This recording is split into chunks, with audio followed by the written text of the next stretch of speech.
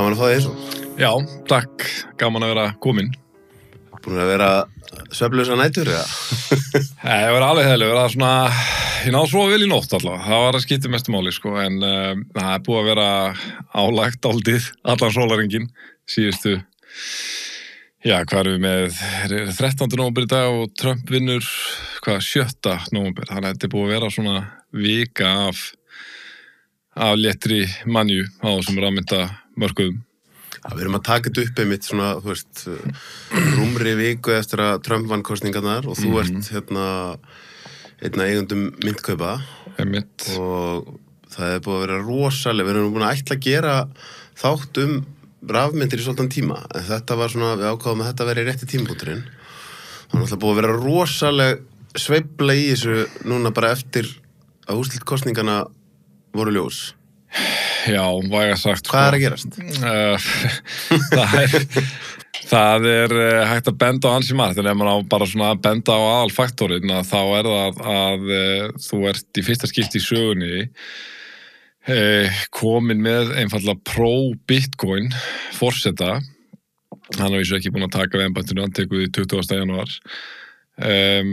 Og við vissum alveg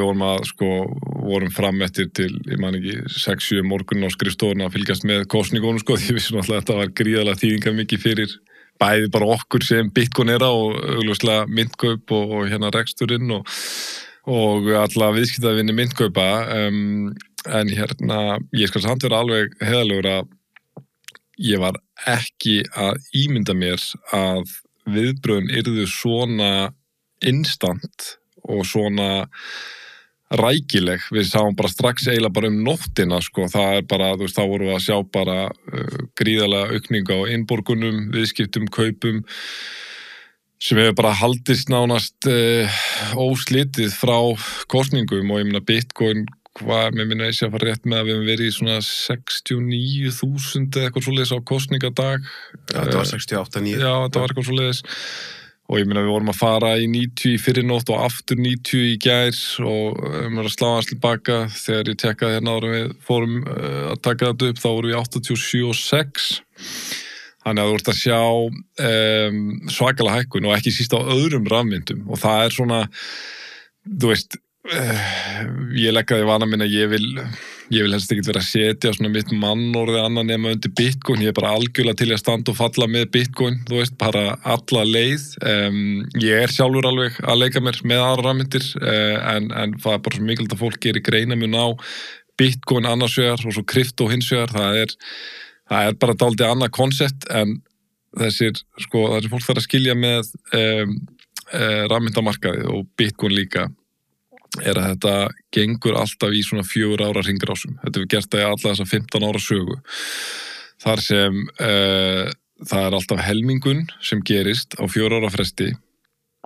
og hún fór fram núna 19. apríl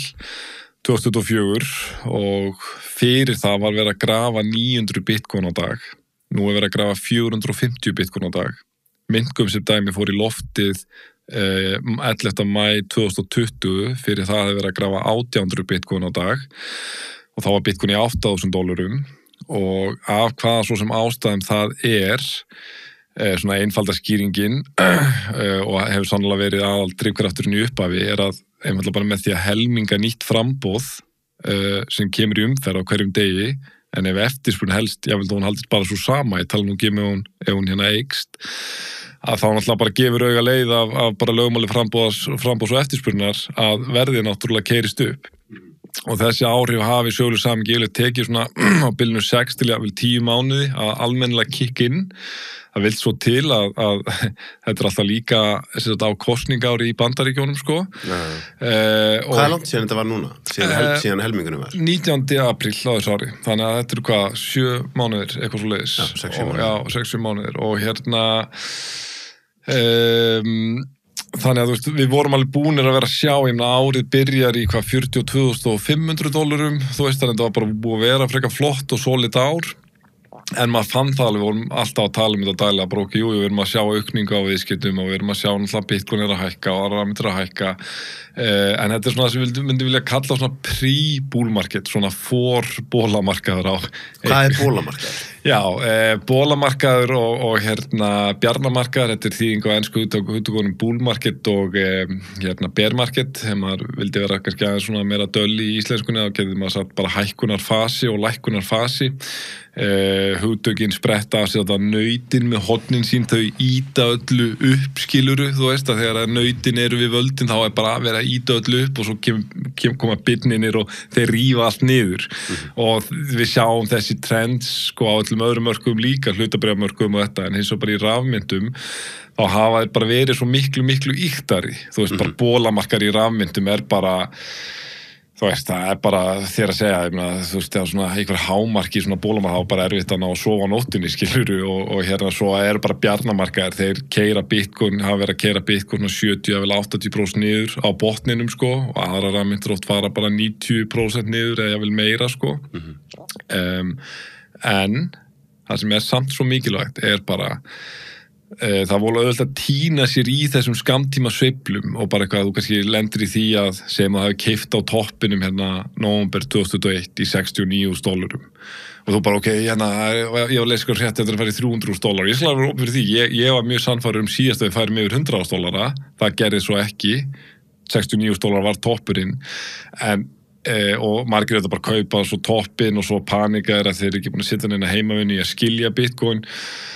og selja bara í 30.000 og með skottið milli lappan og okkur svolítið, en ef við komum til að bara dreigi myndina út, summa þetta út, þá sérðu bara að síðasti toppur, hann alltaf sprengdur upp í næsta bólamarkaði, þannig að frekar hann að vera að selja, auðvitað, ég tekka fram, ég ætla ekki að vera, þú veist, og fólk tekur sem fyrirvari, ég ekki með eitthvað fjárfestingar ágjafir eða hvatningar til að kaupa, en ég bara segja hvernig ég allavega að horfa á þetta, aldrei myndi þetta í huga að selja skilur á niðurlinni, ef maður býr þannig að maður hafi einhvern meiri pening til aflífu, þá reynir að kaupa til að þá lækka meðal kaupverðið þitt, svo tekum við bara dálítið löng bið, getur 1-2 ára bið, og sumir, þú veist, það svona, fólk skiptir í tvennt, sumir sem kom inn á toppnum síðast, þeir bara seldu og bara þetta ekki fyrir mig, aðri bara ég var svolítið opinn með tímasendinguna, en þá fæ ég alltaf bara núna gott verðina í 1, 2, 3 ár. Og hvað eru þeir núna? Eru kannski búin að lækka meðalverðið sitt í $35.000 eða eitthvað svoleiðis og nú eru við hvað? 87.600 og rétt að byrja næsta bólamarkað. Gott að hafa þann fyrirvara sko að því að ég að fara að setja út nokkra þætta því það eru kosningarnar á Íslandi að þessi þáttu fyrir loftið þá það er að breytast svo hratt. Já. En þá einmitt gott sko að ég bara sé transparent með mig að því nú ég alveg búin að vera að kaupa í svolítinn tíma í Bitcoin, ekkert einhverja brjálaður upphæðir og fyrir mér þetta bara þannig að ég löngu búin að einhvern veginn og það aftur, ég ekki fjárfestingaráðgjafi en ég löngu búin að ákveða fyrir mig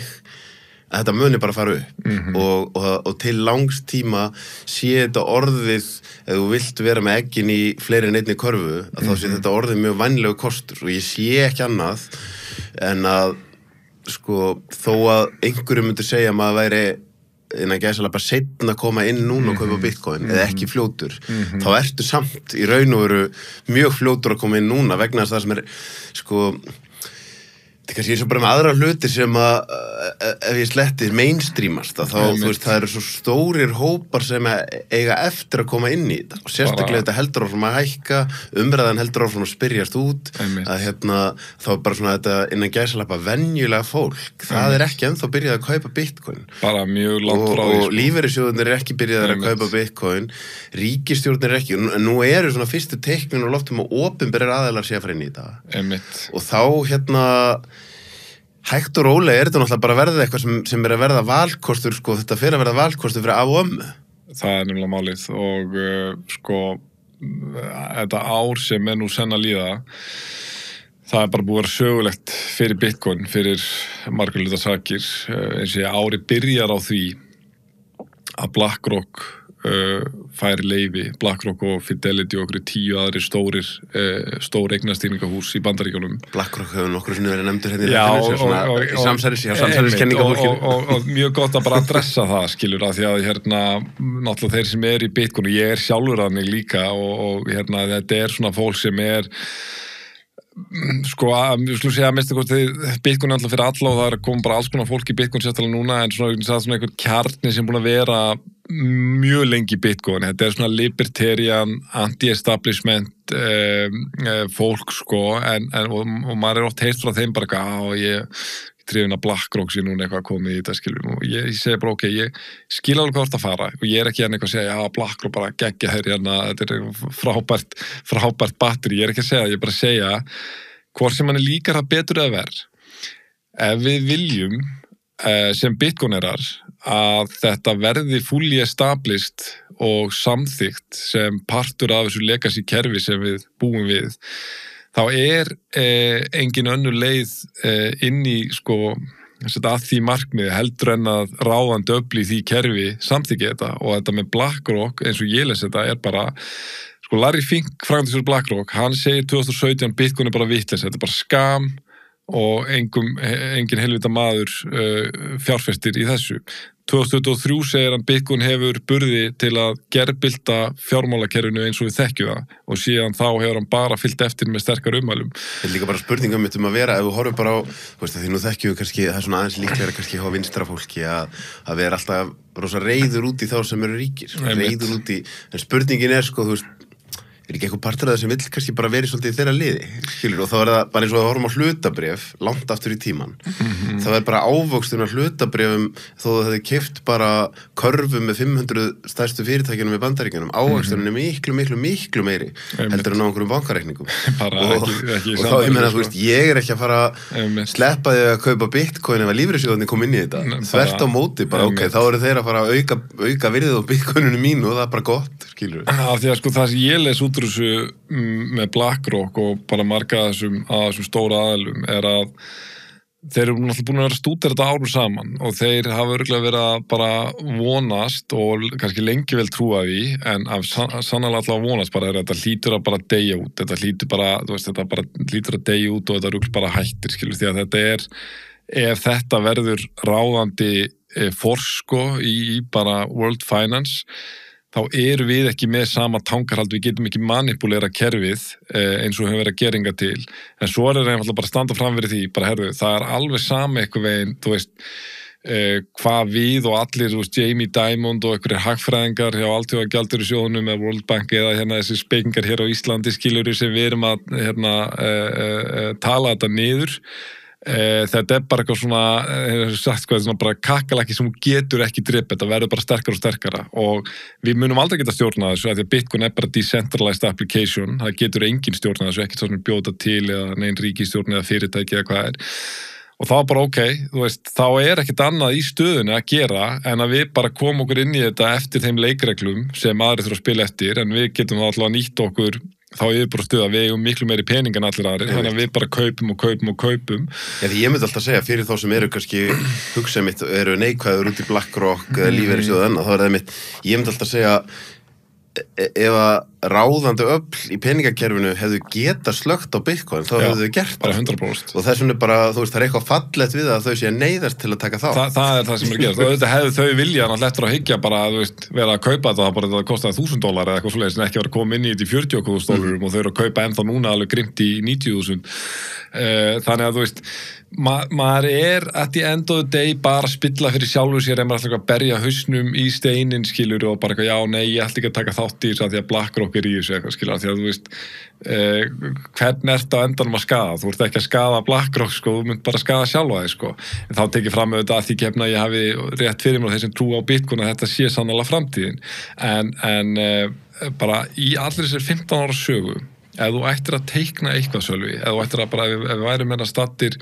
fyrir 15 ára síðan, það var ekkert til sem myndi heita Bitcoin og ég myndi segja bara, fara nú bara í smá ferðalag og teiknaðu upp hérna bara eitthvað hypothetical scenario þar sem við ættum að peningavæða einhverja digital decentralized eign og ættum að peningavæða bara á frjálsum markaði frá nulli og segjum eftir 30 ár væri þetta bara orðið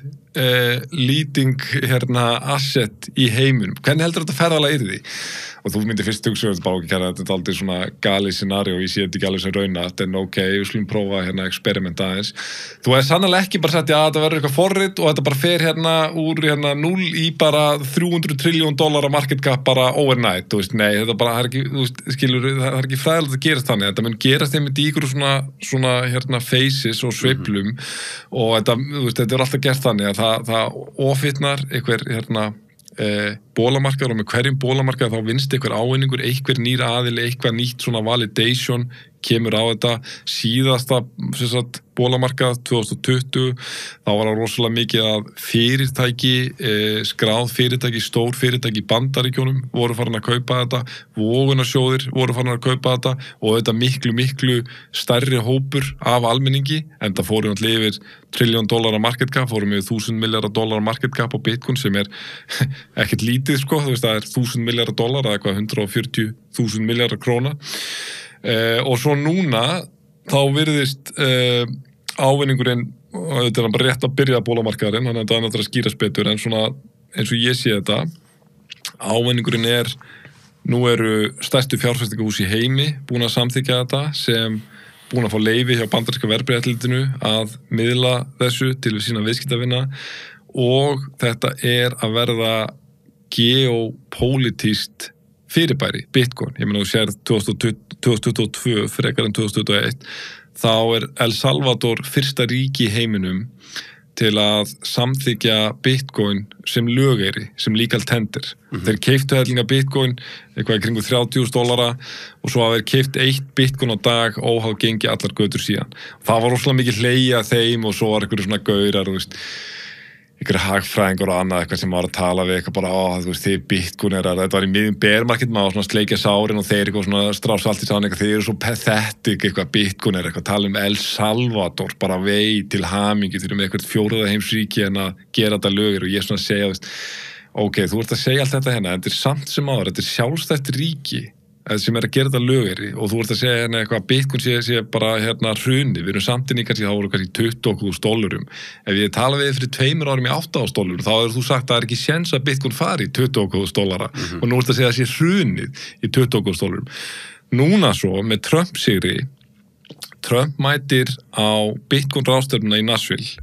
í júlí á þessu ári, og Robert F. Kennedy sem þá í frambúði mætti líka. Kamala Harris mættir endur ekki, ég veit ekki af hverju, það hérna, einhver segir einhver orð, ég veit ekkert hvað að marka, einhver segir að hún að vilja koma þegar það sagt bara, við viljum ekki fá þig, þú er búin að vera að drull yfir hérna, þú veist, allar þenn tími embætti og bara sorry, ég bara gera þér greiða sko, þú veist, ekki mæta sko, en ég veit ekkert hvað að marka, ég veit bara allar hún kom ekki, það eins ég veit, en þeir komum báður, Trump talaði 50 mínútur. Og hvað hann, 78 ára gamall, ég verið að vikuna, ég var svona fyrir hann, hann í alveg að fara að geta tjá sig eitthvað mikið Bitcoin, ekki bara að tala í einhvern frösum og bara make America great again okkar, en ég verið bara að segja, hann var algjörlega frábær á þessum viðburði og eitthvað einn valdið sem hann hafði á þessum hugtökum og hvað hann skildi raunverulega hvað var í gangi, en það var þetta pínu eins og að fylgjast með Trump rally, og hann setur fram nokkur afgerandi loforð. Hann segir fyrir að fyrsta, þá Bandaríkin aldrei selja það Bitcoin sem við eigum, og bandaríska ríkið á rúmlega 200.000 Bitcoin sem að megnu til komið úr haldlagningum hjá FBI og einhverju öðru. Og sem mjög sko magnað að segja þetta vegna þess að almenna reglan að allt sem ríki haldleikur sko, það selt á okkur uppbóðum sko. Þannig, og það hafa verið að gera, nú stoppar það skilur, það meikar ekkert sens að við séum að selja eign sem við stjórnum ekki og bara til í 21 milljón til að skipta út fyrir eign sem við prentum úr lausu lofti, skilur hvaða lógík það sko, þú veist, við hérna seljum þetta ekki. Svo lofar hann því að Gary Gensler sem hérna forstjóri bandaríska verðbréfaeftirlitsins, hann segir á day one þá rekja hann, og það gjör sannlega trillist allt og hann verður bara, wow, ég vissi ekki að hann væri svona óvinsæll, leið mér að segja þetta aftur. Á day one reki Gary Gensler, að hann búin að vera mjög erfiður ljár í þú, hann meiri sér fór á móti BlackRock þessi guður sem ég stolti aðtilsvert, að sýni manni hvað greinlega sterk öflan í demokrataflokknum sem hafa ekki einhvern vilja að sjá krypto blómstra, að meiri sér BlackRock þurft að fara með þetta til dómstóla og náttúrulega gerð sigruðu bandaríska verðbréfaeftirlitið fyrir dómstólum, og það var ekkert bara út af einhverju klíku eða connection, það var bara, ég var búin að stúdera þetta mál, það var bara engin lagarök sem verðbréfaeftirlitið hafði til að synja þeim fyrir að opna þennan sjóð. Og svo sagði hann bara, og ég heiti því að Bandaríkin verði Bitcoin Capital of the world. Við viljum að mest Bitcoin sem mænað í heiminum, sem mænað í Bandaríkjunum, við viljum að við séum lýting í þessum industry, tala líka AI, og hann sagði, þú veist, þú þarft að vera algjörlega, hann sagði, ég ætla ekki að þykast vita eins mikið þetta því, en ég veit nógu mikið til að vita hvenar eitthvað komið til að vera og hvenar eitthvað að fara að breyta heiminum. Ég sé bara nógu mikið af því í gegnum mína ævi. Og hann sagði bara, þú veist, ég horfa á þetta rými ég horfa á þetta fólk og þetta minnir sko bara á það sem að lasum bara stílindustri 100 árum síðan sko. Þetta bara, þú veist, og hann talaði að Bitcoin var einhver merkasta uppfinning í mannkynssögunni og þetta var bara dálítið sláandi að heyra þetta. Svo núna hefur verið lagt fram. Ég endar efast að vera raunveruleika en sumir ósónum með það. Ég bara neita í það væri bara einhvern ofbil að vera satt. En bara það að ég var að leggja þetta fram ótrúlegt. Það búið að leggja fram núna frumvarp sem verður tekið fyrir og í þinginu þeir náttúrulega unnu bæði öldungadeildina og fulltrúadeildina sko repúblikanir að sem heitir það heitir eitthvað USA Bitcoin Purchasing Program þar sem lagt til að Bandaríkin kaupi á næstu 5 árum árlega 200.000 Bitcoin og veist, það bara til 21 miljón sko og ef af þessu verður Sölvi, þú veist hvað getur maður þá sagt þú veist, ætla þá einhver að koma fram og segja að þetta sé bara einhver bóla eða ekki skilur, þá þetta bara þú veist, þá þetta bara algjörlega búið að starta einhverju geopólitísku kapplaupi þessa 21 miljón og þú veist, nú El Salvador búið að kaupa 1 á dag Bandaríkin alltaf með miklu meira purchase power kaupum 200.000 á ári og það einhver að segja mér það að Rússanir, Kínverjanir Evrópa Þetta fróðlegt að fara í þessar pælingar af því aftur, sko, þú veist,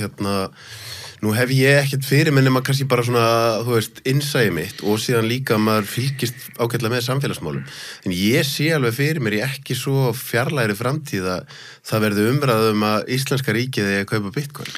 Skilur og þú veist, við erum mjög langt á eftir Við erum rosalega langt á eftir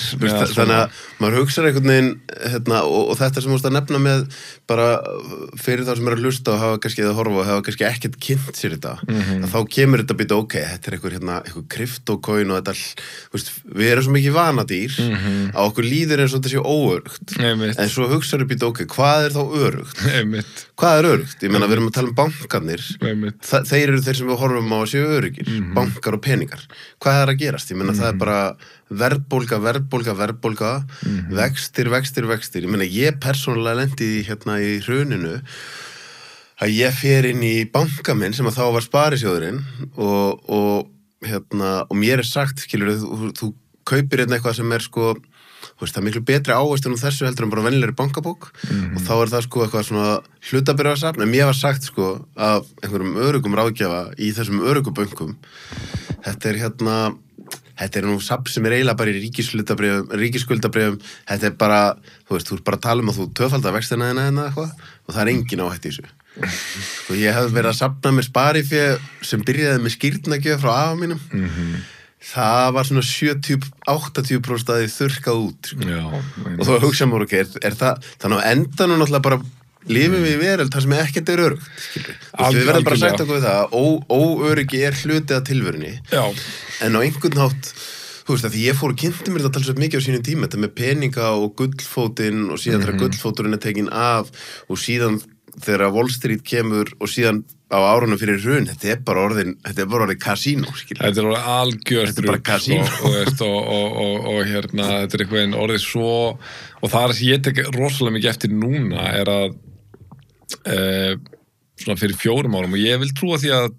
Bitcoin spilir svolítið stóra þátt í eitthvað svona efla bara almenna fjármála vitund fólks að bara vera að pæla í þessum hlutum til þess að þú varst að nefna núna bara á síðustu sekúndum, sko. Mér fannst eitthvað fólk ekkert þegar maður nefndi hugtök bara eins og fiat-kerfið eða peningaprentun og eitthvað svona hugtök sko. Fólk kom bara svo oft svona dálítið bara fjöllum var ekkert búið að pælist, nú finnst mér bara eitthvað og ég gerum ekki mögulega að lifa í eitthvað svona smá búblu en mér er samt svona bara þegar ég er að tala við dæmingar Íslending þá er maður bara að heyra hugtök oftar eins og bara, já, þetta er alltaf Fiat-kerfi bara, þú veist, ég vil svo sem segja bara, ég veit nú ekki alveg með þetta Bitcoin, já, þetta er kannski eitthvað sem hægt að skoða en eitt veit maður bara, þetta Fiat-kerfi, þetta getur bara ekki verið sustainable að sjá allir sem bara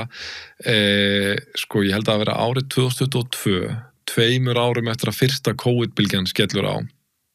þá les ég í Wall Street Journal og ég þurfti að fact-checka þetta bara því ég trúi þess ekki að 60% af öllum dollar sem hafi verið gefin út í heiminum hefði verið gefin út síðustu 2 ár og ég var bara svona bara getur ekki verið svo skoðaði ég þetta, jú, heyrðu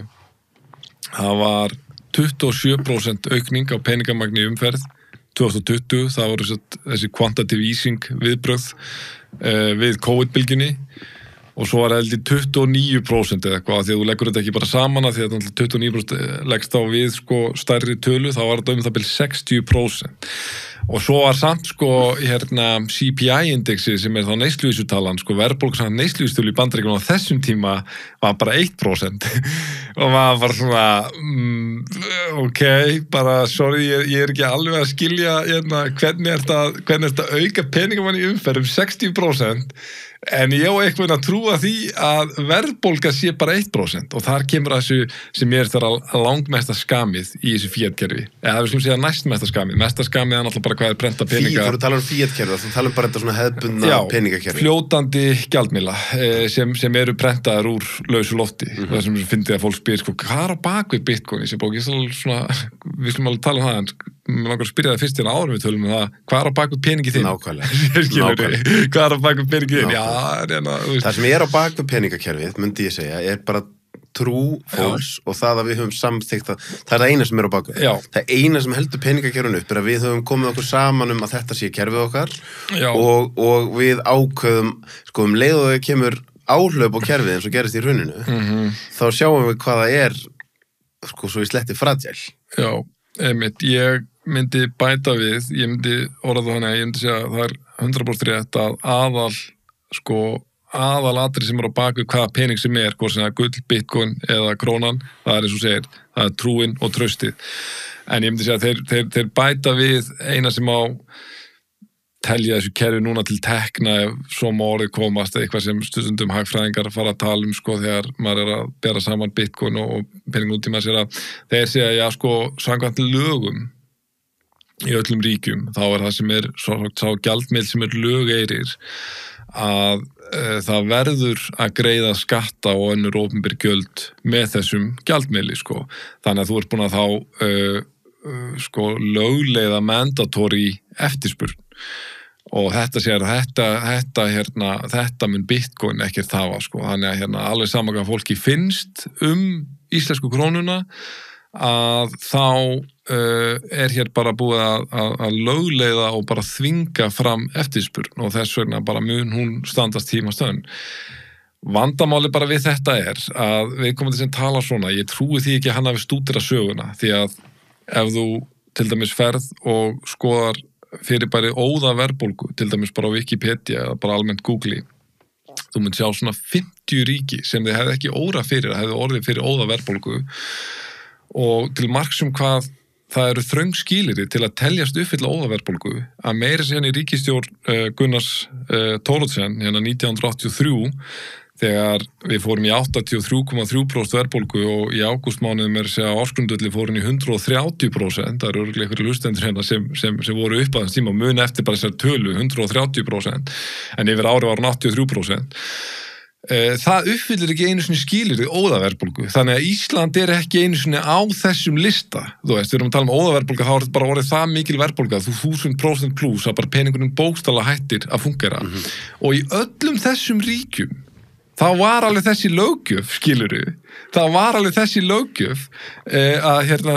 var alveg búið að þvinga fram eftirspurn. Vandamál er bara þetta að þú prentar of mikið af peningnum þá er alveg sama hver trúin var í upphafi, hún á endanum, jáfnvel þú reynir að halda í hana, hún mun bara ekki lengur vera, sko, þú getur ekki lengur haldið í trúna, öll trú í heiminum mun ekki, því að þú er búin að flæða kerfið af peningum og þess að þarft að hafa tvennt, þú þarft að hafa trú, en þú verður að vera með sound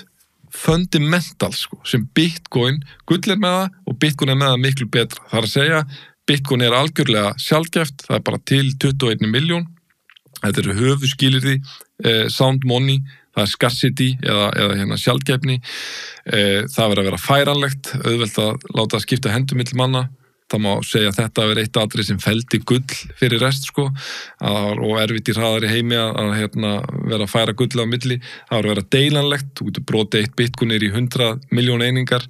Það verður að vera geimanlegt, auðvelt að geima og þú getur geimt Bitcoin að eilífu svo lengi sem stafræna til og þá getur við farið einhverja filosófiska pælingar varanleika hins stafræna en það bara dálítið önnur umræða, heimurinn stafræn. Já, endanum líka bara þú veist, þegar við förum í þetta tal óðaverðbólgur, þá eru örugglega margir sem hugsa bara, þú veist, þú ferði gegnum dagana þína, vikurna þína, mánuðina, árin jafnvel, án þess að fara nokkuð tímann í þessa pælingu, þegar þú ferði í þessa pælingu, þá hugsaðu, ok, þá endanum allt pínu óöruggt, sko. Og því leiti finnst mér svo, sko, ef ég væri núna bara einhvern veginn aftur, bara að tala út frá mér, þá eru hinar rafmyndirnar, þær eru ekki orðnar það stórar, þannig að eru rafmyndir sem eru orðnar tiltölulega stórar eins og Ethereum og svona, en sko, ég sé ekki heim núna í framtíðinni þar sem verður ekki einhver rafmynd og Bitcoin það mikill risi að það síðan að þú vilt fara í hinar rafmyndunar og sérstaklega þessa minni, þá ertu náttúrulega komin í miklu meira bara að vera veðja og gambla og þú gæti tífalda peningiðinni, gæti líka tapað honum öllum sko. Algjörlega, og mjög gott að koma inn á þetta því að fólk mitt setur þótt bara svona heldur að sé átt að bera saman appelsínu og appelsínu sko, en það að bera saman epli og appelsínur við það var rosalega gott að koma inn á þetta núna því að, veist, Bitcoin það var einmitt einn sem ég hlusta mikið á sem Michael Saylor, hann var að tala þess breytt, þú veist, sem fólk átt heldur hann hati ykkur aðra rafmyndir hann segir bara það sem ég þoli ekki, það þegar að vera alltaf að tala þetta í sömu andrá sko, því að ok, Bitcoin, ef við byrjum bara, Bitcoin var fyrsta rafmyndin, slítur dagsins ljós með hvítbókinni í október 2008, byrja svo 2009, þá byrja forritið að keyra. Og Bitcoin ekki með neitt flókið notagildi. Það eingöngu bara þessi ledger eða þessi opinbera færsluskrá, sem bálkakeðjan. Bálkakeðjan ekkert annað en bara svona gagnagrunnur á netinu. Þar sem ég bara að geima einingar á okkurum adressum sem eins og bankabók og ég get annarkvæmt geimta eða ég get senda á einhvern annan, bara nákvæmlega eins og krónur ekki með neitt annað notagild heldur en að vera þetta nákvæmlega saman nema munun að Bitcoin ómiðstýrt og Bitcoin til í takmörkuðu magni. Það að öðru leyti þetta alveg sama fyrirbæri og aðrir peningar. Og þá koma nokkur ár þar sem allir að reyna að verða næsta Bitcoin. Þeir að búa til Litecoin, Bitcoin Cash, alls konar svona myntir. þar sem sama konsepti bara, það ekkert annað notagildi, þetta á bara að verða nýji peningurinn og jú, það ná einhverju flugi og það með senda til einhverju magni, ég skil ekki alveg hver pælingin með þeim, en allt góð, ég veit að það hækka í bólamarkaði og hvað svo óreglutu ástæðan sem það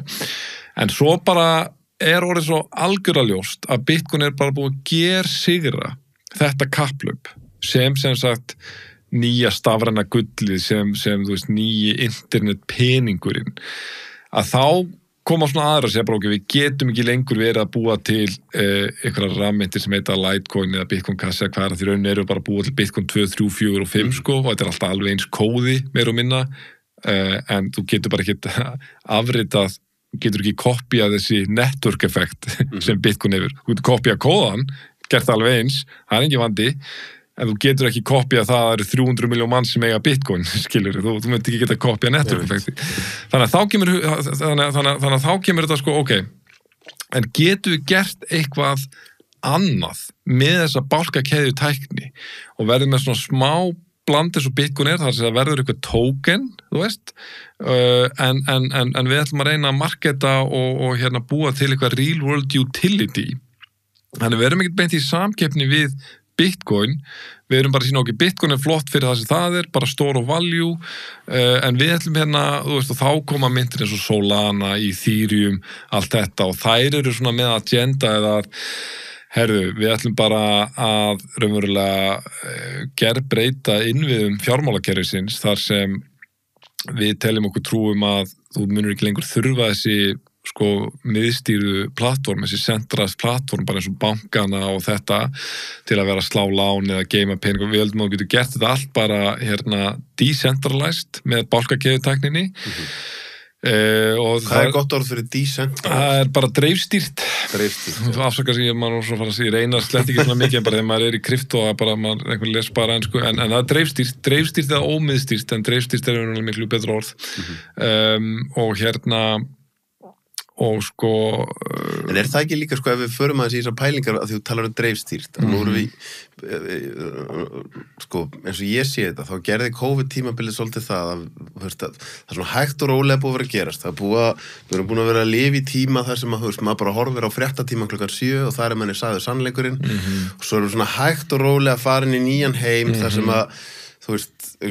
og sömu fjölmiðlarnir og eiga að vera að segja þér sannleikan á einhvern veginn alltaf tengdir ríkinu sko. En við erum að fara inn í heim þar sem að svo gerist það í COVID það er bara miklu stærri hópur af fólki sem skiptir heimsmynd og sér bara, þetta ríki við erum þetta með ákveðin kerfi sem ennþá virka en það er engin stór pabbi að hjálpa mér og bjarga mér alla dag sko. Og þá erum við að fara inn í heim þar sem að svona þessi tiltrú að það sé eitthvað og þetta byrjaði náttúrulega svolítið í hruninu að það sé eitthvað kerfi sem heldur alltaf utan en það var bara fullt af fólki sem tapaði öllu og ef þú varst ekki inn á réttu sparisjóðsreikningunum þar sem að þeir sem tengdust ráðherrum og stjórnvöldum voru inn og þá bara fór peningur og þá er svo gott að hugsa þetta með traustið það er innbyggt í okkur að treysta ríkinu treysta bönkum og allt þetta en eigum við eitthvað að vera að treysta þeim meira eldur en einhverjum öðrum sko?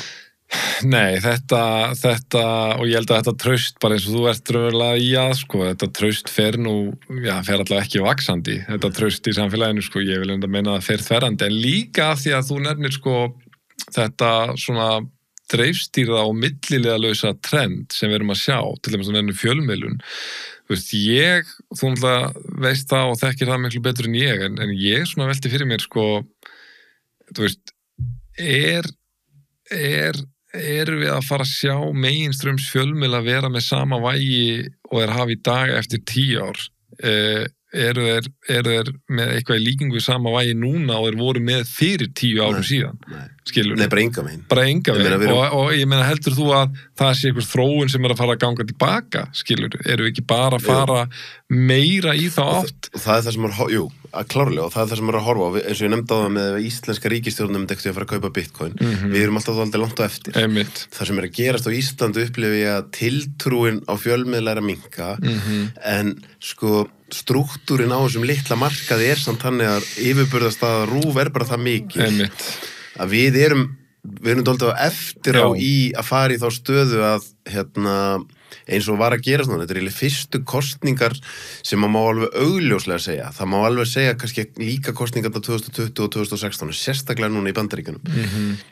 þetta var svona endanlegu stimpill á að meginströms fjölmiðlar eru búin að tapa í Bandaríkjunum ég meina sorry to say, en bara meginströms fjölmiðlar í Bandaríkjunum vildu flest allir ekki að Trump og maður horfir bara á þegar hann mætir til Joe Rogan það ákveðin svona,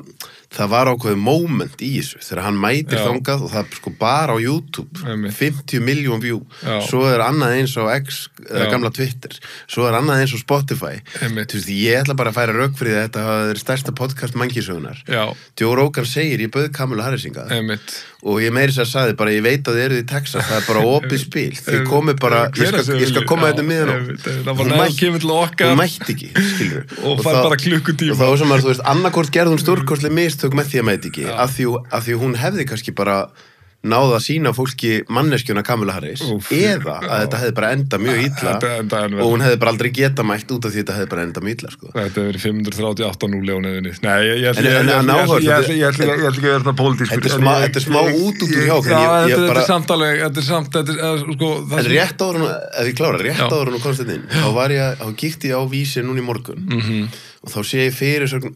þá sem Trump að skipa í í ríkisstjórnina og allt narratífið þetta einhver maður sem hefur enga reynslu, þessi kona þekkt fyrir að vera í makarhreyfingunni og Elon Musk, hann að fara að skera og maður svona, ég sagði bara shit, hvað ég væri til í að Elon Musk væri að fara í íslenska ríkissjóðun og skera niður það væri geggjað, sko ert að grínast, það nákvæmlega það sem við þurfum, sko það fyndi á nefnir en narratífið í meginströmsfjölmiðlunum þetta sé eitthvað alveg hræðilegt en ég held að sé bara rosa mikið almenningi sem er bara loksins kemur eitthvað gæi sem ætlar að fara að skoða í hvað verið að nota skattpenningana og sjá til þessi sem notaði betur þetta ótrúlega, fyndi á nefnir þetta ég var einmitt með árin ég laga stað til þín þá opnaði ég einmitt líka þetta sömufrétt og ég var með konu minni og ég sé að mynda Elon Musk og að stendur skipanir eitthvað, Trump valda mörgum vestanhafs. Þetta er svo galið. Og maður bara býtu, var ekki gaurinn að vinna eitthvað landslide sigur? Skilurðu, og ekki bara markaðar að keyra upp, þú veist, og hvaða, auðvitað getur alltaf sagt þetta, þú getur alltaf sagt að valda ykkur ég meina, sama hver vinnur kosningarnar, eða verður ekki mittlið sem vinnur kosningar í Íslandi og það lítur nú ekkert eitthvað vel út hjá mínu liði í þessu, sko, en þá get ég alveg sagt að þú veldur alltaf einhverjum en það er verið að teikna þetta upp þannig að bara meira og minna allir Bandaríkjamenn séu bara harmislegnir, þeir voru að ganga á kjörsta og þú veist hann ger sér að hana sko þannig að en til að setja í samhengi sko bara þú veist að segja þetta er svo gott að segja veldur mörgum þetta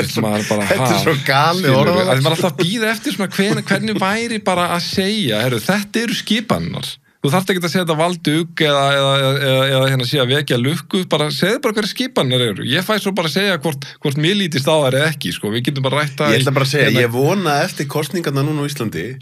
verði einhverjir settir í að vaði ríkiskassan sem að valda mörgum það væri frábært, það er það sem við þurfum já, ekki spurning sko þannig en sko til að setja þetta en sko eitt líka bara til að skjóta með þetta viðtalanda með Trump hjá Joe Rogan að það fær hann eitthvað einmitt galin fjölda views en ég man þegar ég fletti þessu upp það sagði félag minn að var að droppa Trump viðtala á Joe Rogan og ég slæði þessu inn og ég ertu bara að skrolla alveg bara, ég var bara býttu, hvað er þetta eitthvað þar ég verið með eitthvað borgaða áskrift eða hvað þannig að ég vel tótt að sko, algoritma að reyna að fela þetta sko þetta geggjað þá slæðum þetta öll með ég hugsa sko fréttin hann sem voru að lesa í morgun að valda þar stóð sko það sem væri að valda fólki við Elon Musk væri að nú væri hann að fara að setja einhverja reglur varðandi stóra samfélagsmiðla eins og þá sem hann á býta á sama tíma var að koma út stærsta podcast mannkynsögunar það var ekki trending á YouTube og fólk þurfti að leita að því að ritskoðuna vélarnar á YouTube eru búin að vera svo virkar í mörg ár þetta ég held í alveg talað, ég bara hef alltaf verið hannig, ég vil trúa að ég sé bara hannig gerður, ég alnan upp að ég trúi samt alltaf eitthvað veginn á mannkynið sko og ég bara, þú veist, ángríns og ég bara svona, ok, við erum búin að vera þú veist, ef við svona lítum baksinspegilin og mér finnst eitthvað flestir samkvæmlega standi í pólitík, þú veist, þessi svona síðustu 10 ár, þetta ekkert búið að vera einhver fallegur tími, þetta búið einhver vókismi og bara svona einhvern allir alveg super obsessed af einhverju climate change og ég vil ekki henni fara út í að ég bara skilur en ég bara segja, þú veist, hvort sem það hversu mikil ógn sem það eða ekki, þá bara það getur ekki verið hollt að vera svona pessimistic sko og mér finnst Evrópa eiginlega svona sérstaklega hafa farið illa út úr að vera bara svona einhvern veginn pessimistic síðustu 20 árið eða svo og Bandaríkin voru svona einhvern fallin inn að jarðveginn. Ég held áldi núna að við séum vonandi bara að fara að sjá aðeins skemmtilegri tíma, alveg saman hvað fólki finnst persónu Trump. Ég vona bara að, þú veist, ég man eftir tíma, ég er nú bara 35 ára, ég man eftir tíma bara þegar það var einhvern bara bjartari stemning. Það var meiri húmor í samfélaginu, allt var ekki svona svakalega pólitískt og þú veist, nú er þetta bara allt búið að vera eitthvað svona virtue signaling með bara, já, ég flokka svona mikið og ég er innan með ekstra flokkur og svo er einhver vókismi, cancelkultúr og það er búið að vera alls konar svona ráðandöfl og ég bara hvernig væri bara við setjum fókusin meira á að vera productive og move forward. Það er fullt af skemmtilega við erum að finna við erum að finna gervigreind, við erum að finna Bitcoin og hvernig væri að við setjum aðeins fókusn á eitthvað svona produktíva hluti, sko. Ég alveg sammála þessu, það svona og einmitt talandi bara þegar við erum að spjalla þetta núna, maður að tala grunninn undir þessu öllu, þú veist, peningakerfið og þá fattar maður hvað maður að taka þessu öllu sem sjálfsögðan hlut. Talandi að vera, sko, þegar allir, þú veist, í raun og veru narratífi búið að vera dálítið mikið, það er allt svo hræðilegt, þessi bara, þú veist, það er hægt að snúa þessu við og svo bara, ég get farið hérna til Keflavíkur eftir, upp í einhverja áldollu og ég er komin hinum einu hnöttir eftir 12 tíma, sjáðu hvað þetta geggjað. Það að grínast? Þú veist, bara hvað hefði fólk gefið fyrir þetta fyrir einhverju síðan, sko. Og við megum ekki gleyma því hvað við erum komið langt og hvað það þú veist, auðvitað ekkert allt frábært og sumir eru fátækir og sumir hafa það slæmt og við höfum alltaf að hugsa hvernig við getum hjálpað okkar minnstu bræðrum og systrum. En þú veist, það gerum við frekar með því að horfa björtum augum á tilveruna. Heldur en, þú veist, ef ég sit í mínu hotnu og er bara býsnast yfir því að einhverjir aðrir séu vondir og einhverjir aðrir séu einhvern veginn að þeir eru með aðra skoðunar en ég, þá hef ég bara enga orki að vera að hjálpa öðrum á meðan, sko. Nei, og eitt allavega held ég algjörlega morgunljóst að það að Fiat-kerfið hjálpar ekki okkar bræðrum og systrum sem verst hafa það, sko. Það myndi segja eitt svona mesta eureka moment sem ég bara fengi í þessari vegferð minni, þessari Bitcoin-vegferð. Það að stúdera hvaða galinn ójöfnuður sem leiðir af Fiat-kerfinu. Og hann sko, þú veist, ég held að margir, jável flestir geti samþykkt, sko, að ef einhver skarar fram úr að því að hann er framtakssamari og leggur meira á sig og leggur meira til kökunar, ég held að flestir geti samþykkt ójöfnuð sem sagt, þannig að hann hafi það þá betra, sko. En það engin heilbrið manneskja, alveg sama hvað hann stendur í pólitík, getur samþykkt ójöfnuð sem leiðir bara af því að einhverjir í samfélaginu er í aðstöðu til að slá lán í pening sem er prentað út úr lausu lofti, þannig að graut línum pening og eina sem hann þarf að gera, alveg sama eins og núna búið að háast að skeið, ok, borgar 8-9% vexti á láni en 10 ára lágast að skeið sem hann að borga 1-2% vexti, eina sem hann þarf að gera, hann þarf ekki að vera neitt snillingur, hann þarf ekki að taka á þetta, hann bara flippar þessum pening yfir í harðar eignir eins og fasteignir, getur farið í hlutabrif, getur bætt Bitcoin inn í það og svo bara býðuru og eftir 10, 15, 20 ár þá var þetta eignasafn búið að kannski 3-faldast, 4-faldast, jú, það er einhverju ekstra á láninu og ef þessi einstaklingur er klár þá þarf hann ekki einu svona að borga lánið aftur, hann bara endurfjármagnar og sölsar undir sig enn meiri eignir og svo er hinn vinnandi maður, sko, hann stritar, þú veist, ég get ekkert farið hérna bara í Landsbankan og sagt, get ég fengið hérna 5 milljarða í lán og fengið að ég er með alveg solid plan, ég skal bara kaupa fasteignir og þeir eru alveg örgir, bara, ég fæ bara að kaupa fasteignir og þú veist, það er það sem að mér finnst mitt fólk sem að, þú veist, svolítið eins og í COVID, þú veist, auðvitað mátti fólk alveg vera með ólíka skoðanir í COVID, en það er svolítið svona, þú veist, skiljiði sko, ráðandi öfl er ekkert í liði með ykkur. Þú veist, ráðandi öfl er ekki í liði með litlamannum og þú veist, það er það sem er fallegt við Bitcoin er að Bitcoin er ekki, þú veist, það er ekki ríkasta 1% sem ræður yfir Bitcoin. Það ræður enginn yfir og Bitcoin er bara nútral, Bitcoin er alveg sama, ertu ríkasti maður heima að kaupa Bitcoin og ekki flottjaður, ertu fátækasti maður heima að kaupa Bitcoin og ekki flottjaður, þú veist, það er bara, Bitcoin er bara algjörlega nútral með þetta en ef við kæmumst á Bitcoin standard, það er að segja, ef bara Bitcoin væri orðin peningurinn að þá fallegu áhrifin sem það hefði er að þá ertu með pening, alveg svo gulli var ein harðasta ef ekki bara harðasta eign í heimi, það er að segja harðasta í þeim skilningi að það er erfiðast að auka frambúðið, svo ertu með Bitcoin sem er sko glerhart, það er að segja það sem kallast fixed supply, það er bara 21 miljón, gull er oft talað limited supply, það er talað um 200.000 tonna í yfirborði jarðar 1,2 milljónir undir yfirborðinu og hvaða áhrif hefur þetta, hvaða máli skiptir þetta? Jú, þú getur ennþá alveg slegið lán, ég meina það var alveg tekin lán þegar hérna gull var peningurinn, en mununar þá þarftu bara að ígrunda miklu betur og bara svona ok, ég þarf hús til að búa í, þannig að þú tekur þá lán í Bitcoin, en þú veist það að húsi er ekki að fara verðmæti húsins er ekki að fara að outperforma Bitcoin, af því það er ekki bara verið að prenta Bitcoin úr lausu lofti og þá bara þarf þau ok, þetta er alveg dýrt að taka lán en þetta er bara nauðsynleg neysluvara, þessi fasteign. Þú veist núna að við lítum ekki á fasteign sem neysluvöru lengur, þó svo í fullkomnu peningakerfi, þá náttúrulega fasteign bara neysluvara sem allir eiga að fá, svona við viljum búið til allavega hann í kerfi, bara svo var í Bandaríkjunum fyrir 70 árum, ég meina bara þú gast verið bara ykkur venjulega vinnu og bara konu og börn og ég vil bara einn að vinna á heimilinu og gast átt bara fínt hús, núna vinnum maður og vinnur okkur hamstarhjóli, ég vel með par sem bæði háskóla mennta og það getur ekki átt börna þegar reyna að komast inn á fasteignamarkað, þetta náttúrulega bara... Þetta alveg galið. Þetta galið og þetta bara Fiat-kerfið, þetta bara Fiat-kerfið sem búin að koma okkur á þennan stað og þannig að þú veist, mér finnst þótt leiðilegt þegar ég að tala við vini mína sem eru vinstra megin og svona að þeir eitthvað sjá Bitcoin eitthvað svona eins og þetta sé eitthvað svona þú veist, já, þetta bara eitthvað reyna að heimfæra þetta á sína heimsýn sko sem vinstri menn að þetta sé eitthvað ekki af hennu góða og ég sé bara það, herru ef þú raunverulega ert vinstrimaður, ef þú raunverulega heldur með litla mannum og heldur með almenningi, þá ætti þú að vera sko meira Bitcoin-búl heldur en ég. Já, sammála. Þú veist, en þú bara skilur ekki Bitcoin og þess vegna ertu með þessa afstöðu. Ég sko því ráðandi eru komin svo djúpt inn í ríkjandi peningakerfi, þau eru með svo mikið tangarhald á því að það engin leið einhvern veginn nema þá einmitt með einhverjum bara svona stalínískum sko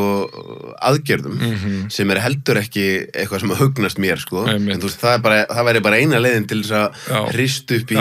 peningakerfinu, það væri bara þú veist það sem við stundum gerst í Rússland og svona menn sem eiga mikið pening eru bara fangelsaðir ef þeir eru ósammála stjórnvöldum og eitthvað þannig, það heldur ekki eitthvað sem að hugnast manni, þannig að en hvað fékk þið, mér langaði að spyrja þig, hvað fékk þið til þess að byrja þessa vegferð, þú veist, akkur stofnaru myndkaup, akkur þú veist, hvað fær þið til að fara í að hugsa að þetta sé það sem hún vilja vera að gera í lífinu? Það rosalega áhugaverð saga. Sko, framkvæmdastjóri myndkaupa, Patrik Maron Magnússon, sem hann umverulega bara höfundurinn að þessu öllu. Hann forritari, hann bjó til alla innviðana og hann var búinn að vera í Bitcoin löngu á undan mér. Hann byrjar í þessu til 2016. Og við þekkst bara aðeins í gegnum skákina og eitthvað svona, ég að segja skákina sem ég sé á sama level og hann er alvöru skákmaður, ég svona áhuga skákmaður, en allavega, og hann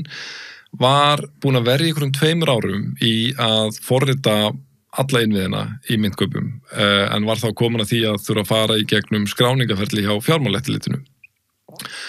Og hann svona áttaði sig á því að það væri nú gott að vera kannski með lögfræðing með sér í liði. Svo hann hringir í mig og spyr hvort ég til að hitta hann í kaffibolla á Örnu Ís og kaffi á Eiðistorgi eða út á Granda. Og þetta 2019 vorið, ég vissi ekki neitt Bitcoin sko og ég vissi að þetta var mjög klár einstaklingur sko, þannig að ég hugsaði að þetta eitthvað spennandi sem hann að fara að tala og ég bara svona Bitcoin. Fyrst að það bara, það ennþá til, skilur og því ég myndi eitthvað 2018 rundið þetta eitthvað 20.000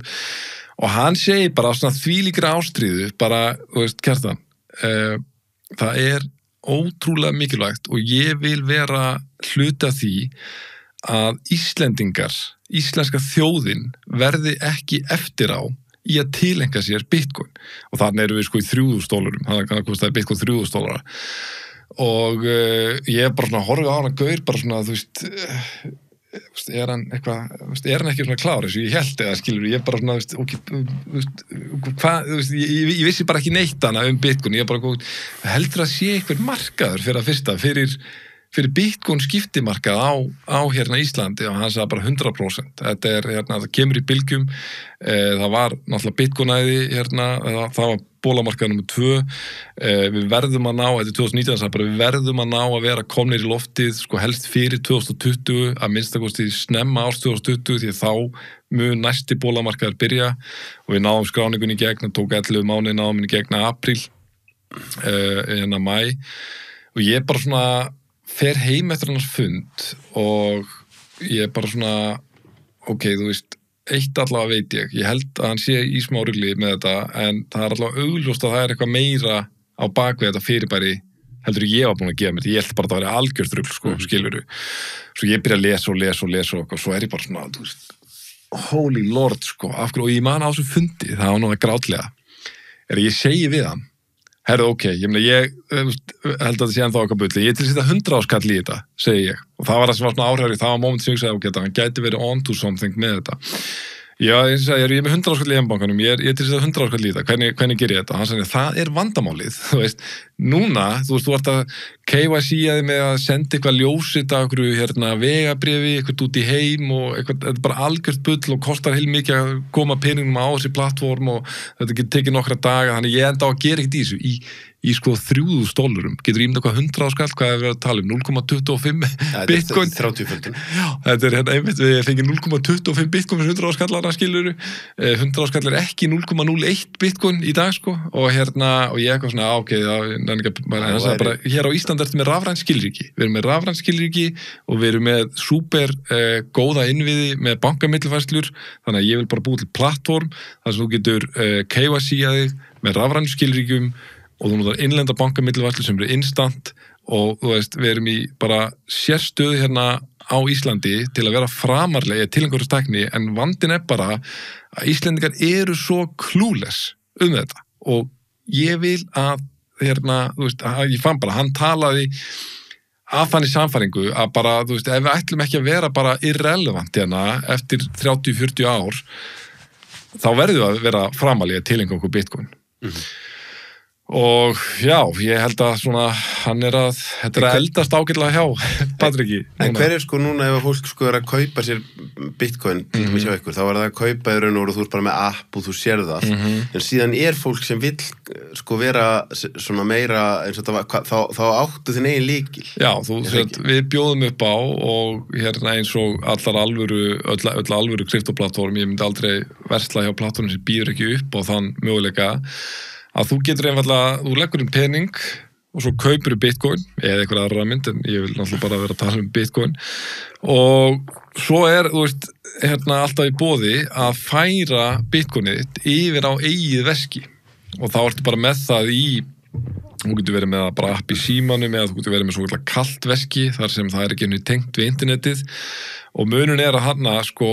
er að þú ert alltaf út að tala með mitt að við þurfum að sætta okkur við að bara hluta lífinu, hluta fjármálum er óöryggi og konceptið með bitcoin er ekki verið að treysta einhverjum þriðja fyrir peningunum þínum og ef þú ert með peningin á myntkaup þá ert að treysta myntkaupum skilur og ég segja bara með mjög góðri samvisku að við erum traustisverðir en ég hugsa að það myndi líka ykkur segja sem væri ekki traustisverður, hann myndi örugglega ekki tíka að segja að hann væri traustisverður og þá segir bara þetta, þú þarft ekkert að treysta myntkaupum frekar en þú vilt, ef þú treystir bara sjálfur þér, sem ég skil bara mjög vel og ég let fólk aldrei til þess að geima bara sitt bitcoin sjálft, þá er minnstamáli heimi, þá bara setur upp þitt eigið veski og ef þú vilt með þess að aðstofa við það, þá bara er oft fólk sem kíkir upp á skrifstofu og við sínum hvernig það virkar. Og ertu þá með eitthvað fysiskan hlut? Þú getur verið það, ég hefði alltaf að taka með þannig veski. Þegar sko, kærasta mín keypti bitcoin svona tiltölulega snemma og hún var alltaf með þetta geymt einhvers staðar á einhverjum stað bara heima þessu. Já, það er svolítið vinsælt, það eru veski sem heita Ledger og Trezor, það er svona vinsælstu kölduveskin, þá ertu raunverulega með kubb sem er bara svona eins og svolítið flottur USB-kubbur og svo ertu með app í símanuðinum og sem er bara eins og veski, nema það leyfir þér aldrei að senda bitcoin af veskinuðinu nema þú staðfestir það á þessum fysiska kubbi. En svo ef þú tínir kubbnum að þá er það sem sagt gefur það þegar þú setur hann upp þá spýtir það út afriti af 24 orðum sem svo lengi sem þú geymir það á öruggum stað að þá jafnvel þótt þú tínir kubbnum þá getur alltaf komist í bitcoinið þitt. En svo er bara þetta sjálfi og þess vegna myndi ég segja kannski hlutfalli hjá okkur sé ef ég ætti að giska svona 75% eða svo þeir kjósa bara geima þetta á myntkaupum og til dæmis, þú veist, fólk í fjölskyldinu minni að nákvæmum þeir voru fyrst það var ekki fá mér eitthvað veski og ég segi bara að, þú veist, fólk sem ég veit að nennir ekkert að vera eitthvað að setja sig mikið inn í þetta, bara geimdu þetta bara á myntkaupum, skilur við. Þið eru þá undir náttúrulega bara með ströngum reglum. Já, við erum það sjálfsögðu og svo, sko, en það er samt alveg rétt að þú ert alltaf með móta aðal áhættu. Við,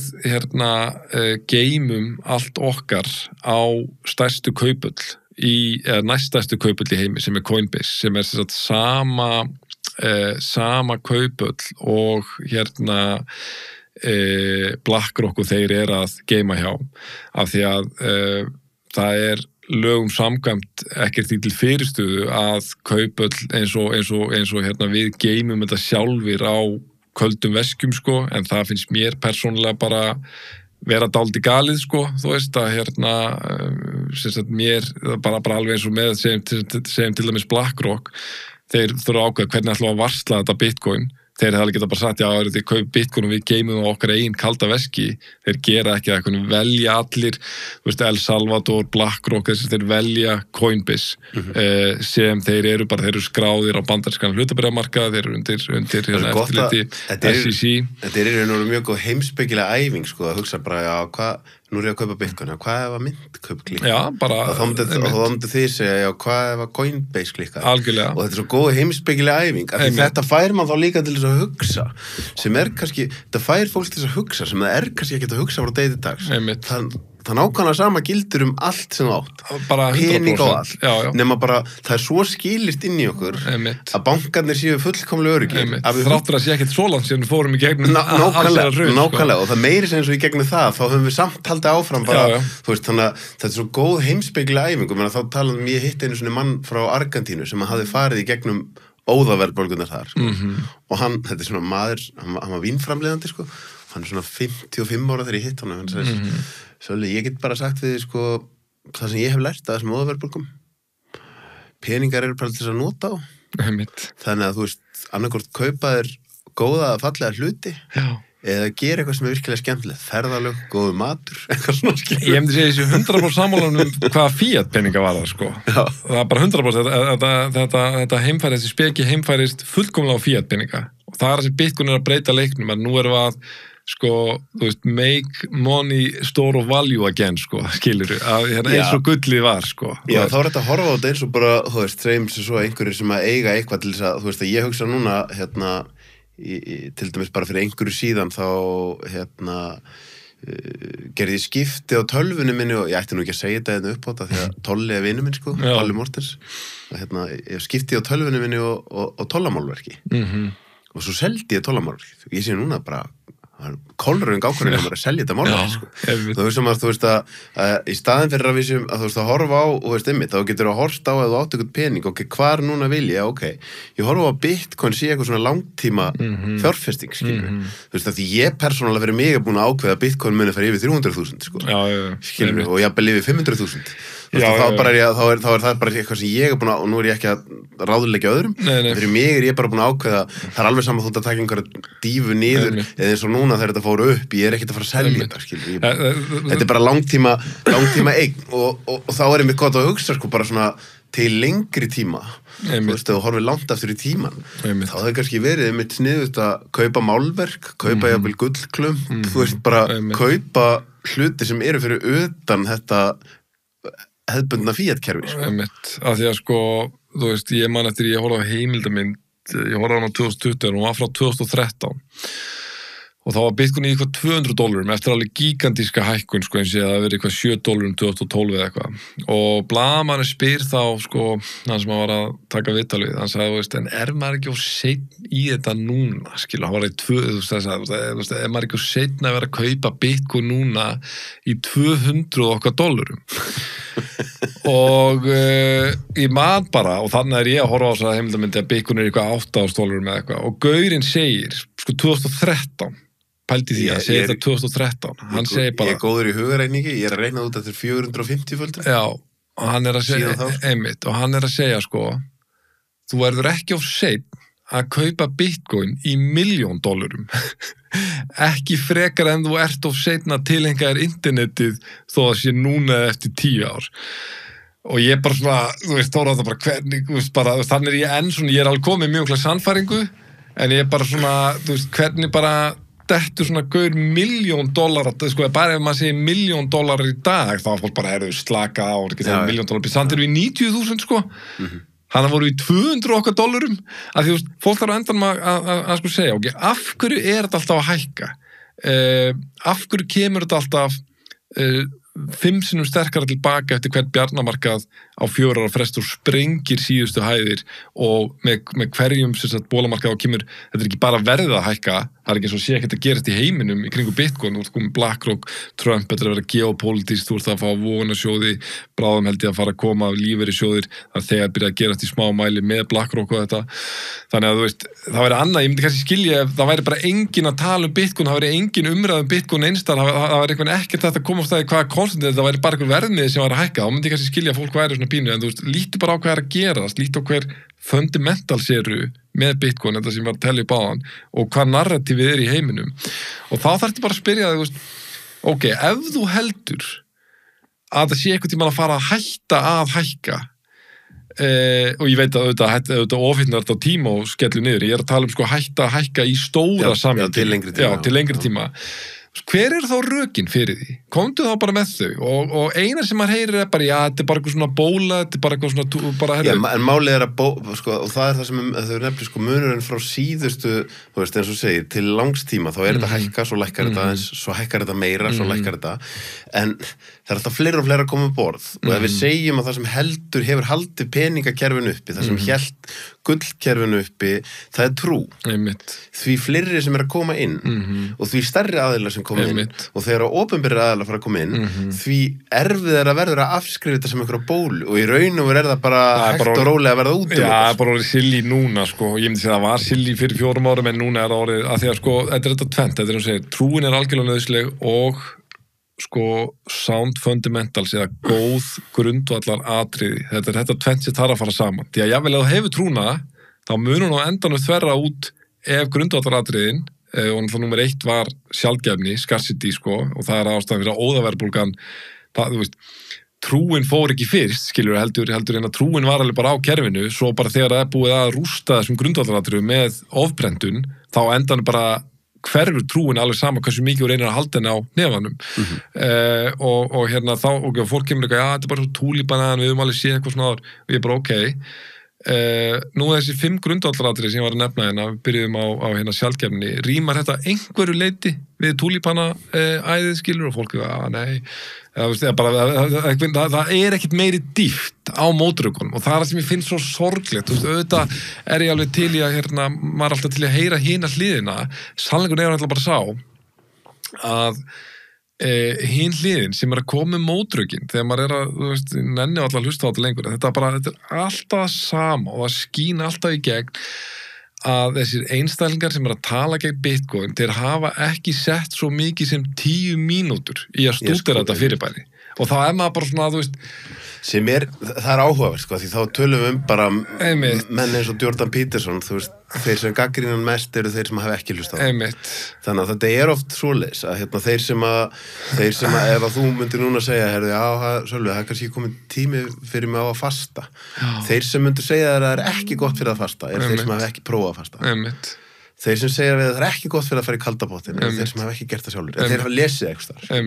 einhverja fyrirsagnir þeir hafa lesið eitthvað og ég mitt segið, þú veist, það var alveg gaman þú veist, að hafa eitthvað svona debatt þú veist, þig og eitthvað annan eða eitthvað annað ég væri alveg 100% til í það, sko en ég segir samt, þú veist, bara já þetta, ég má þetta ég með þetta podcast og ég bara tala um að vera jákvæður og bjartsýnn ég bara nenni ekki skilur, þá tek ég fram ég er ekki að segja einhverjum að kaupa Bitcoin en þú veist, ég er alveg einlægur í því þegar ég segi bara, ég trúi mikið á þetta og það er líka bara þetta þá kom einhver hlutur sem ég hétt internetið nú erum við alveg held ég öll sem vil hérna sammála að það sé ekki bóla það verður til einhvers konar hagkerfi sem tengist internetinu og það er ein mynt sem er miklu stærri en allar aðrar þá er það bara spurning, þú veist, hefur þú trú á því að hún mun einhvern tíðan gufu upp ég persónulega hef bara ekki trúið Nei, það er orðið daldið mér finnst hann hefur verið daldið duglegur að koma fram hann hérna Daði Kristjánsson á Visku Digital sem mér hefur finnst vera svona mjög ferskur blær inn í þetta Bitcoin space á Íslandi því að við erum til að fáir náungar að tjá opinberlega um þetta og hann kemur úr svona traditional finance var hérna sjóðstjóri á Fossum held ég í 10 ári eða hvað það var og hann hefur talað það sko hérna vettvangi og var að gera það ef maður rétt sko þetta var eitthvað kringum 40 og hann sagði það sem ég hef verið að bara átta mig á ég man ekki hvað hann er búin að vera lengi í þessu space hversu nýtt þetta fyrir hann sagði þegar að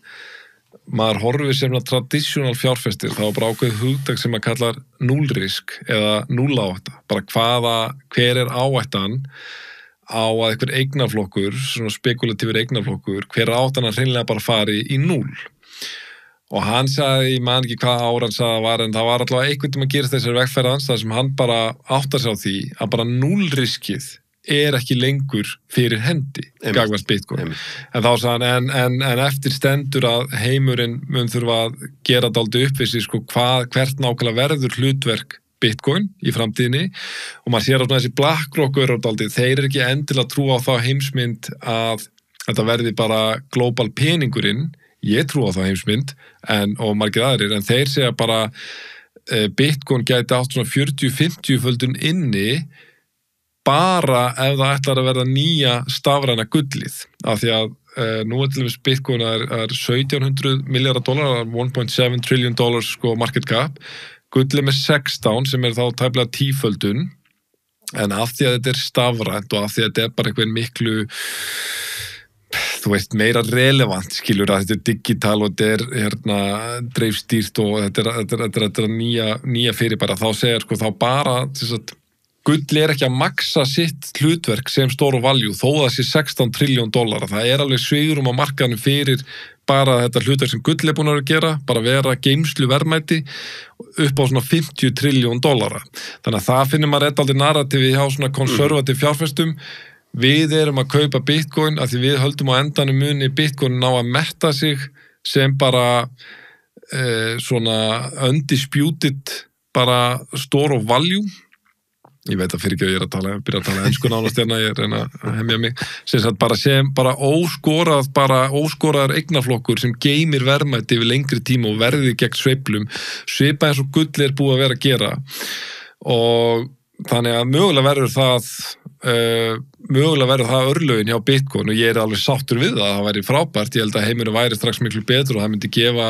hinum bara almenna borgara líka tækifæri á að vera með sparnaði sín í eignaflokki sem ekki verið að þinna út með peningaprentun, en ég bara því miður, ekki því miður, en ég held að þetta sé ekki rétt, vegna þess að ég held að með tímanum, þú ert ekki að fara að bjarga þessu fiat-kerfi, það ekki að fara að hægja á peningaprentun, þetta kerfi ég neita að trúa því að þetta muni vara einhver árhundruð, þetta núverandi peningakerfi, og eftir mun þá standa, af hverju eigum við eitthvað að láta þetta stoppa hér, að vera bara eitthvað stafrænt gull, sko, ég meina við bara notum Bitcoin, það allt til að nota þessum pening, það stundum bent á að sem stendur,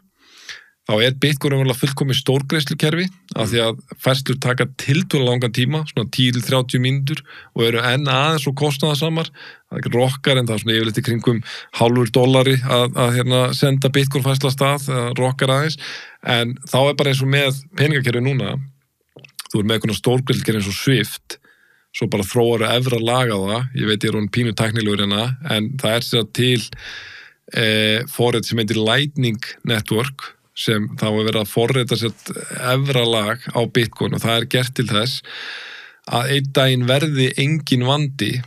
að nota Bitcoin í daglegum viðskiptum, og ég var reyndar vin sem keypti kaffibólla í Berlín með Lightning Network, og það var ótrúlegt að verða vitnaði á myndbandi, að þá færslan millilegalaus, og hún algjörlega instant og algjörlega kostnaðarlaus. Og til samanburðar hann greitt þetta með kreditkortið, þá var hann að borga eitthvað,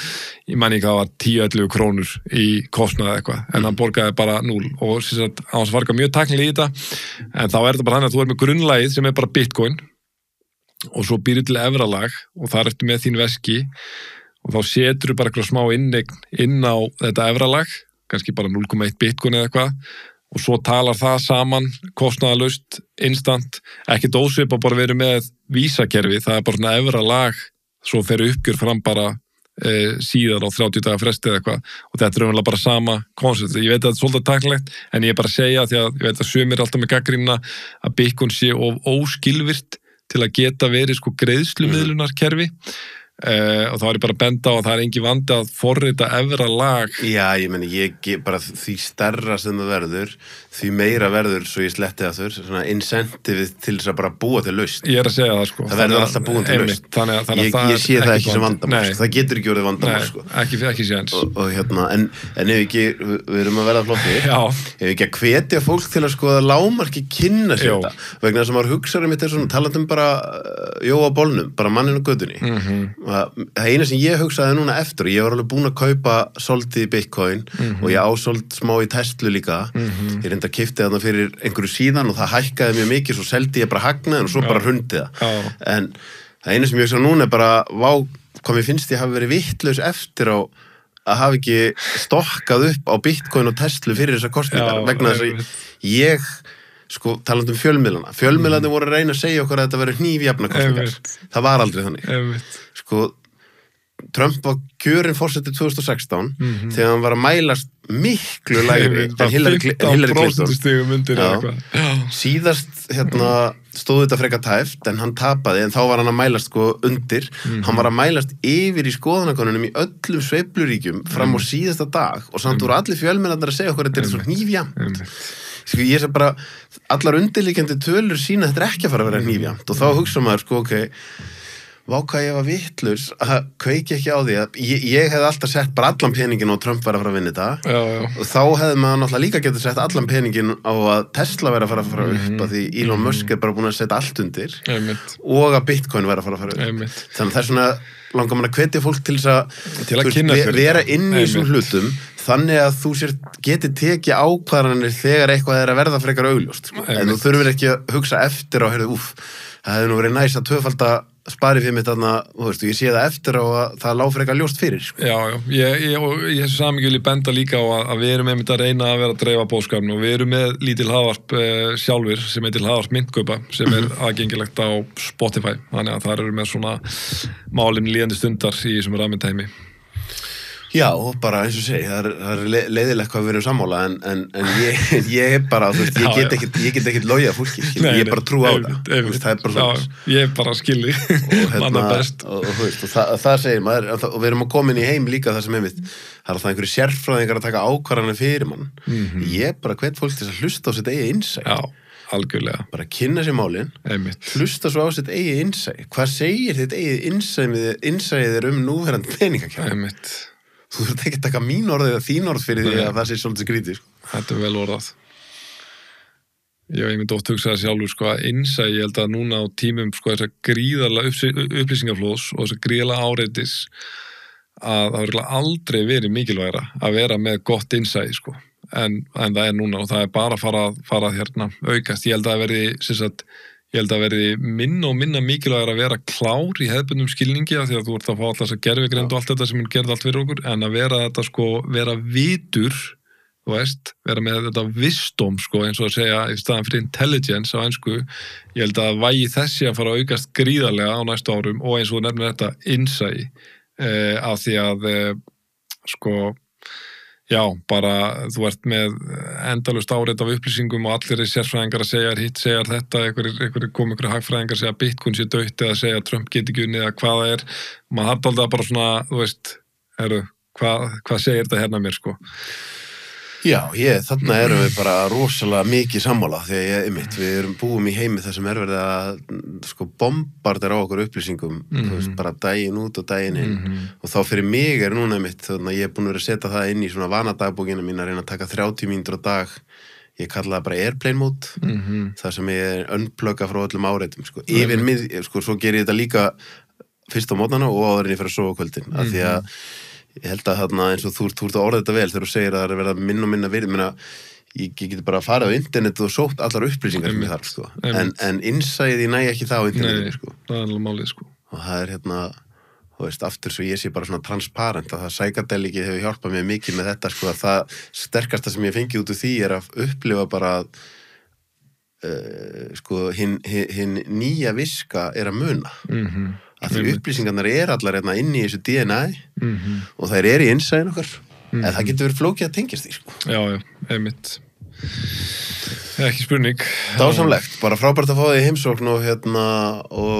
við hvetjum fólk innilega til að kynna sér þessi mál, sko. Það er ekkert seinna vænna. Ekki spurning. Takk kærlega fyrir að fá mig, Soli. Mjög gaman að spjalla við þig. Dásamlegt.